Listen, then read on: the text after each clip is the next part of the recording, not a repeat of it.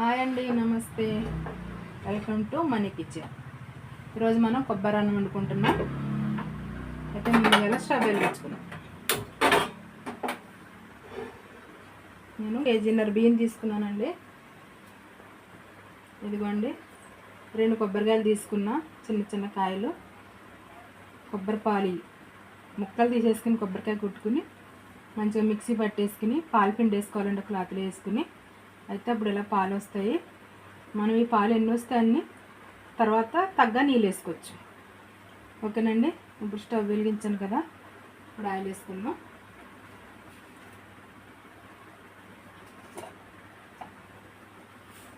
Oil కూడా అదిగోండి కొద్దిగానే వేసుకుందాం, ఎందుకంటే కొబ్బరి అన్నంలో పాల్లో ఆయిల్ ఉంటుంది. ఇదిగోండి మసాలాలు. సింపుల్గా అయిపోద్దండి రైసు.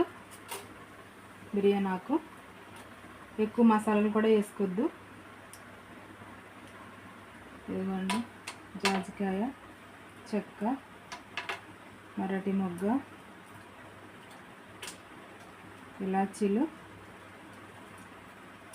లవంగ మొగ్గలు, సాజీరా. ఇదేనండి, తక్కువ వేసుకోవాలి నూనె.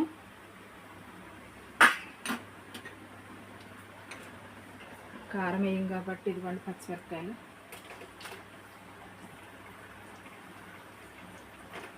ఓకేనండి.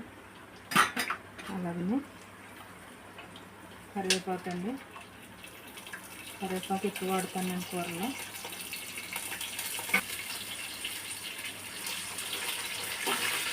కొంచెం వేగనిచ్చి అల్లం కూడా వేసుకుందాం. పచ్చిమిరపకాయలు చేరుతున్నాయండి.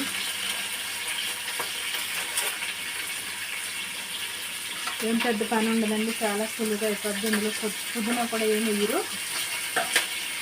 ఉల్లిపాయ గట్ట ఏమి వేయరండి. పాలు వేసుకుని బాగుంటుంది. దీని కాంబినేషన్ కోడికూర చాలా చాలా బాగుంటుందండి. ఇది ఆంధ్ర స్టైల్. ఒకసారి మీకు కూడా నచ్చేలా వండుకోండి నేను చేసే విధంగా. చాలా బాగుంటుందండి. కొద్దిగా ఏగనిద్దాం పచ్చివాసన పోయేదాకా.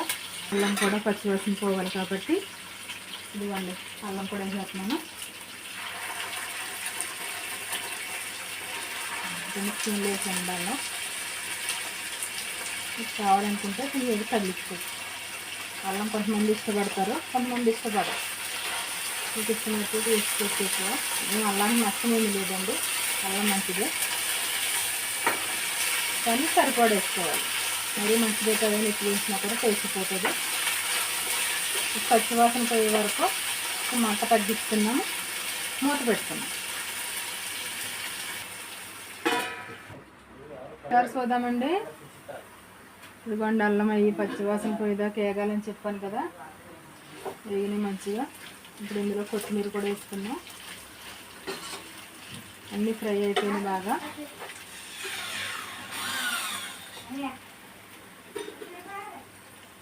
ఇదిగోండి కొత్తిమీర.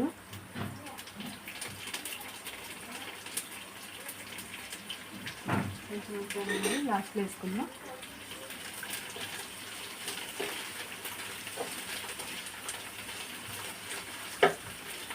సింపుల్గా అయిపోద్దండి కొబ్బరి అన్నం.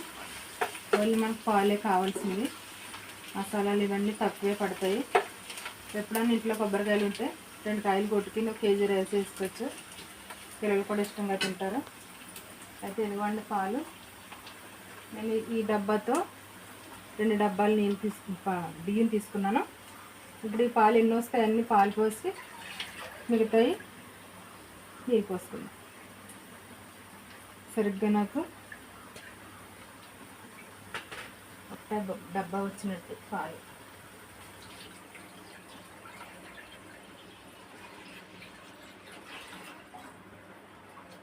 ఇప్పుడు సరిపడా నీళ్ళు వేసుకున్నాం.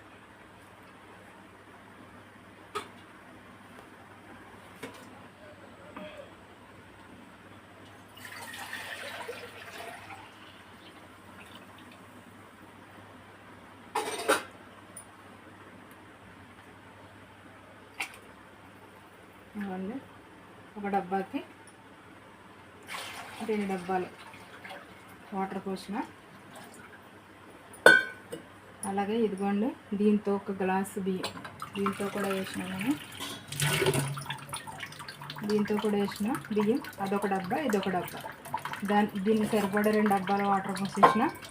దీన్ని కూడా 2 వేయాలి, కానీ నేను ఒకటే వేస్తాను ఎందుకంటే మరి కొత్త రైస్ కాబట్టి వాటర్ తగ్గించుకుని వేసుకున్నాం. ఇదిగోండి బియ్యం, మరి ఇంట్లో రైసే, నేను బయట రైస్ వాడట్లేదు. సన్న బియ్యం బాగుంటాయి, మంచిగా అవుతుంది రైస్. కాకపోతే కొంచెం కొత్తగా ఉన్నాయి, అందుకని వాటర్ తగ్గించుకొని వేసుకోవాలి. పాత బియ్యం అయితే అవసరం లేదండి, 1-2 నీళ్ళు వేసేసుకోవచ్చు. సరేనండి, ఇప్పుడు సరిపడా దీనికి తగినంత ఉప్పు కూడా వేసుకుందాం.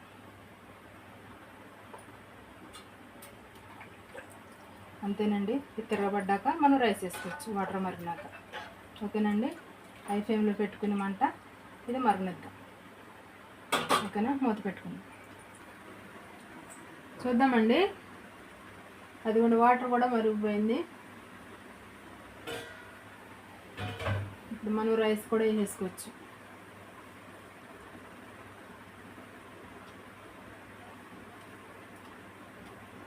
ఓకేనా, ఇవ్వండి వాటర్ వంపేసి పెట్టుకున్నాను. రైస్ వాటర్ లేకుండా రైస్ వేసుకున్నాను.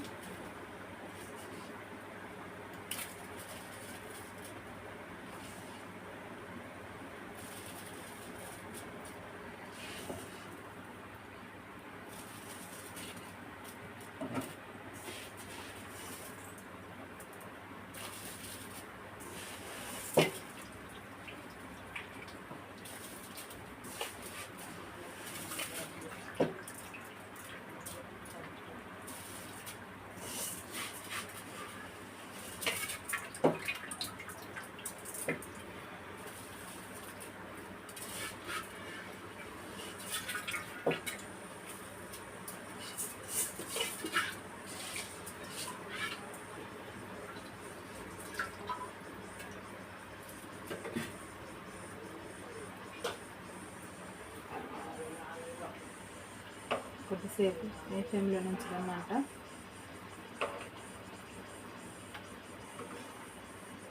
దగ్గర పడ్డాక సిమ్లో పెట్టుకుందాం.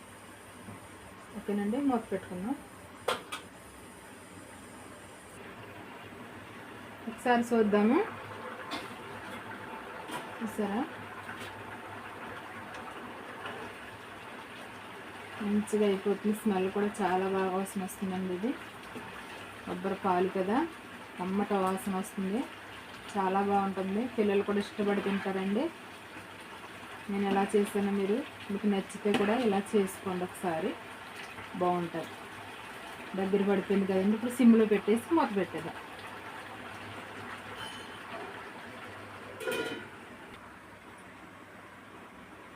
ఒకసారి చూద్దామా, అయిపోయిందండి రైస్.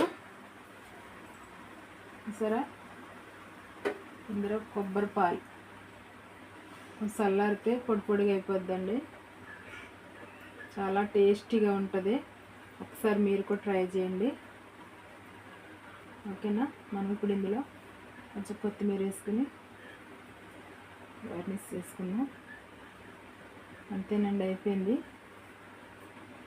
ఓకేనా, చూసారా, చాలా టేస్టీగా ఉంటుంది, చాలా మంచి స్మెల్ వస్తుందండి. దీనికి కాంబినేషన్ ఇదిగోండి కోడి కూర. ఇది కూడా చాలా చాలా బాగుంటుందండి. నేను వండిన పద్ధతిలో ఒకసారి వండండి. సరే, గ్రేవీగా జ్యూసీగా చాలా టేస్టీగా ఉంటుంది. చికెన్ పీస్ కూడా భలే ఉంటుంది. దీనికి కాంబినేషన్ కోడి కూర కొబ్బరి చాలా బాగుంటుందండి. మీరు కూడా ఒకసారి ట్రై చేయండి. అలాగే నా వీడియోలు మీకు నచ్చితే లైక్ చేయండి, షేర్ చేయండి, కామెంట్ చేయండి. ఓకేనండి, నాకు సపోర్ట్ చేయండి. Thank you.